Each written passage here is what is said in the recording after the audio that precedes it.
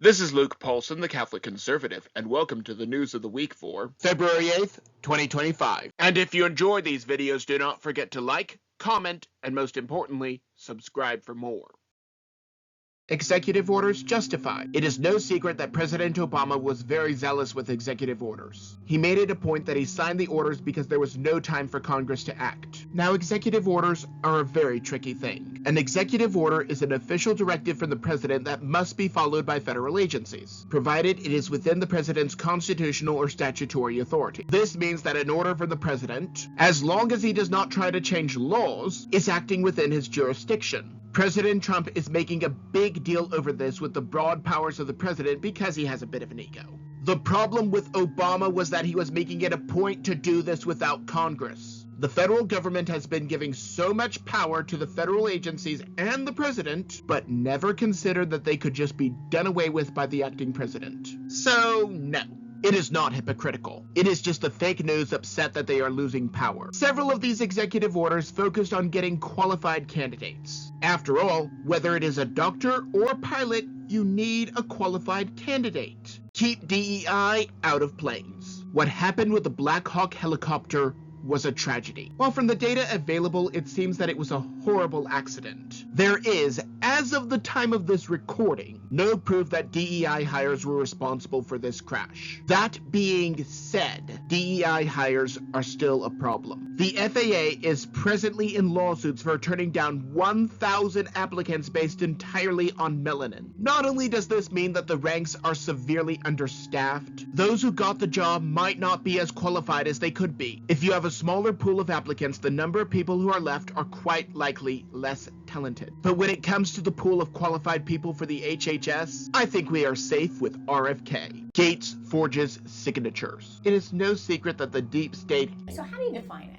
Well, the way I would define the deep state is an increased willingness by more and more government civil servants to pursue political objectives rather than stand up for the values of the institution they're a part of. They are not neutral. They're not politically neutral. Hates RFK. However, was the opposition also from the scientific community? Short answer, no. When it comes to the 17,000 doctors who signed a letter to stop RFK, it turns out that all of those signatures were fake. Yes! Then it turns out that all of those signatures were created by Bill Gates. Yes! Who was then further supported by George Soros. Yes! Remember how 51 former intelligence officials called the Hunter Biden laptop Russian disinformation? Pepperidge Farm remembers. So they tried to destroy RFK only because he does not want to pump American children full of chemicals. The deep state certainly does not want RFK in the HHS, but their hatred of President Trump is even stronger. Cleaning up the FBI. President Trump is getting rid of thousands of forever bothering innocents agents who work to prosecute anyone involved with the mostly peaceful protest of January 6th. The fake news is spinning this as retaliation against his political adversaries. However, if all they were doing was violating the human rights of people who were let into the building, and at least one person got a tour, they need to be fired. The FBI under Brandon also investigated traditional Catholics and parents who spoke out at school board meetings. This is why they are called forever bothering innocents. It is a powerful arm of the deep state. So how do you define it? Well, the way I would define the deep state is an increased willingness by more and more government civil servants to pursue political objectives rather than stand up for the values of the institution they're a part of. They are not neutral. They're not politically neutral. If they were going after counterfeiters and drug smugglers, I would be cheering them on. However, this agency, as an arm of the deep state, is not interested in stopping crimes, but creating crimes.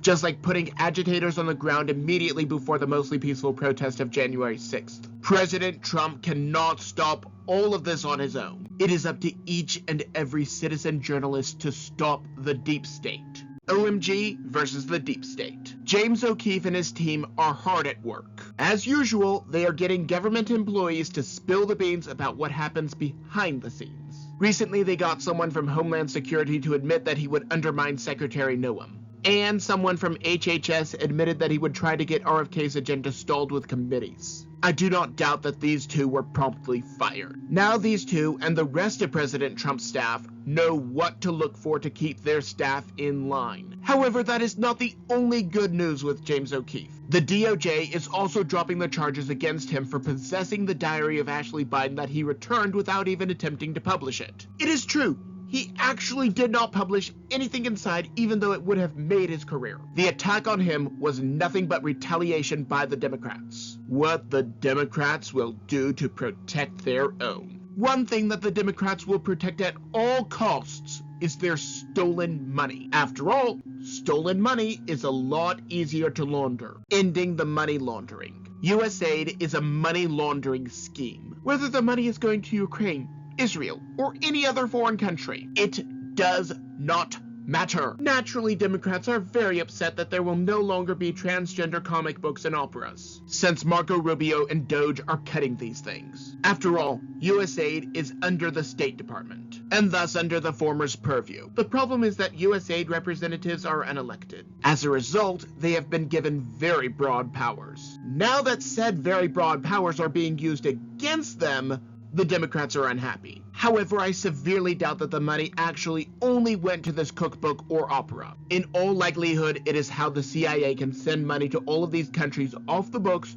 to promote democracy and America's interests. Now, for legal reasons, I cannot say that is a fact, but I think that it is the most likely explanation. And now that USAID is being gutted, the CIA will not be able to launder money. Oh, boo-hoo! Let me play a sad song for you on the world's smallest violin. While there are a lot of people around the world who are in dire need of help, America's priority is Americans, even if Democrats do not see it that way. Ending sanctuary cities. Sanctuary cities were created under Mosaic law for people to escape retribution after committing manslaughter. Now they are being used just to escape any law that said city or even state chooses not to enforce. This has been used to protect people from draconian gun laws and to protect illegals from deportation. Now President Trump is cutting off funding for states and cities that choose to protect illegals. All they have to do to get the funding back is to stop supporting the illegals. Down here in Texas, Governor Abbott signed legislation that would slash funding from cities if they cut police funding. In the same way, Republicans, as the party of law and order, want law and order upheld in these states as well. Again,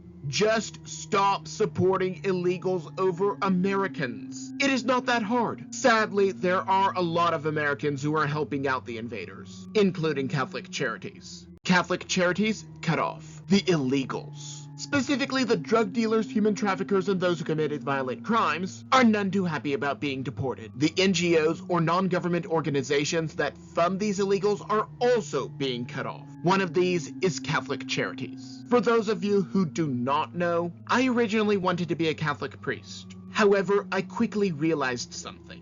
If I see a situation pointed south, I can't ignore it. Sometimes I wish I could. This is one more reason why I had to leave my vocation that I had been preparing for my whole life.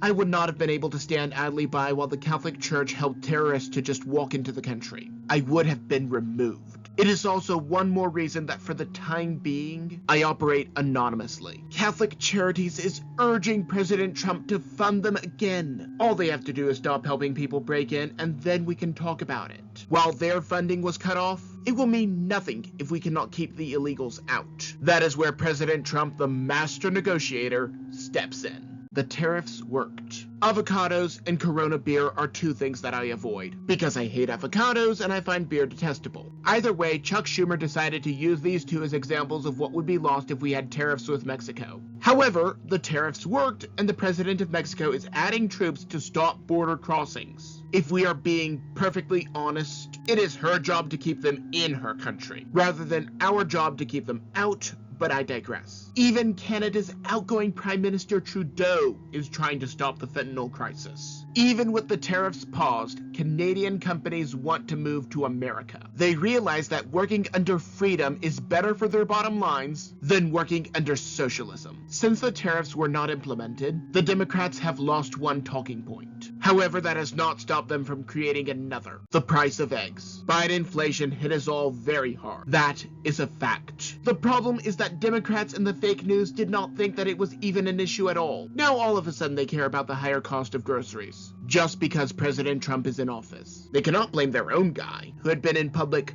service for over half a century. They have to blame the guy who was not even there for 4 years, and has not even been back for 4 weeks. Also, they are showing their racism by saying that we need the illegals to work on our farms. When the Democrats say, without the illegals to pick produce on our farms, it sounds a lot like, without the slaves, who will pick the cotton? Democrats rarely see the humanity of people, seeing them as cogs and tools to be discarded when finished. However, the price of eggs may go down as soon as we get oil out of the Gulf of America, and the chicken farms can recoup their losses after being burned to the ground. Combine all of this with the fact that the fake news has been trying to get us scared over the bird flu. In truth, this might affect the price of eggs as well. The government is not the solution to our problems. More often than not, it is the problem. I think you all know that I've always felt the 9 most terrifying words in the English language are, "I'm from the government and I'm here to help."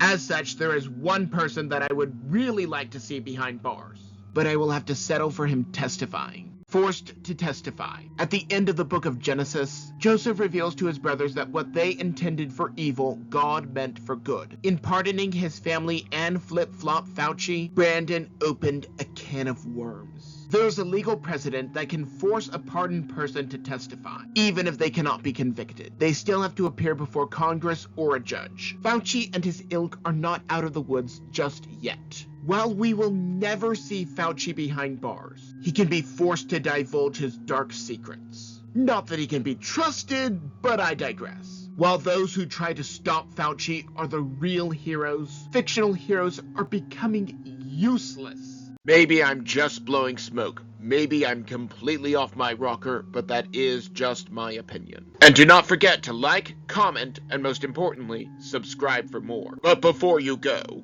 on the left I have last week's video, but you may also enjoy the video on the right.